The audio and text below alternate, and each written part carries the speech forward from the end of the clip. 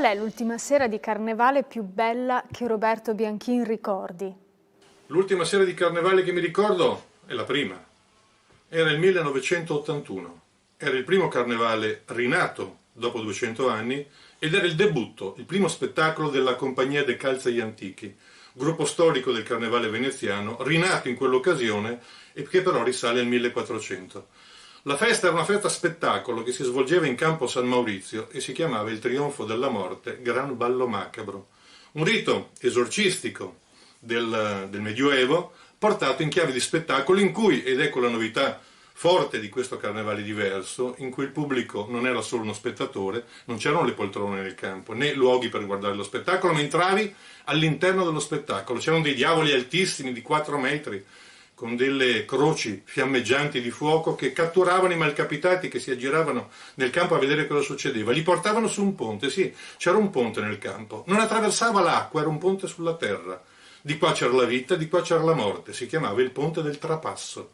I malcapitati presi dai diavoli venivano portati su questo ponte incatenati, alla cui sommità c'era una falce, una morte, quella falce gigantesca sotto cui il pubblico doveva passare, assoggettarsi. Quando passava la falce della morte, di là del ponte e scendeva, era morto. Un nodaro, un notaio, dava il certificato, scriveva il tuo nome e da quel giorno tu eri ufficialmente morto. Arrivavano altri diavoli con i forconi, ti infiocinavano e ti portavano. Lì c'era l'inferno, il girone infernale. In realtà era paradisiaco, fanciulle semisvestite che danzavano, musiche rinascimentali, musiche del Medioevo, René Klemencic che suonava i Carmina Burana e percussioni afro-brasiliane, spiedi di maiale che arrostivano, monaci grassi che trainavano carri di vino, con botti di vino rosso, e lì era una festa, era un sabba. Così cominciò il Trionfo della Morte, un ballo scaramantico, ce ne sarebbe bisogno ancora adesso. Cosa ha portato di nuovo Maurizio Scaparro quando ha diretto il Carnevale? Maurizio Scaparro ha portato di nuovo il Carnevale. Il Carnevale non c'era più da 200 anni, dal 700. Lui l'ha rifatto e la seconda cosa che ha portato di nuovo è stato il teatro, riallacciandosi alla grande tradizione veneziana dove l'unico carnevale possibile era il Carnevale del teatro. E teatri aperti giorno e notte, spettacoli a mezzogiorno e a mezzanotte, tutti gli spettatori obbligati ad andare a teatro in maschera integrale, non solo la maschera sul viso ma anche il costume.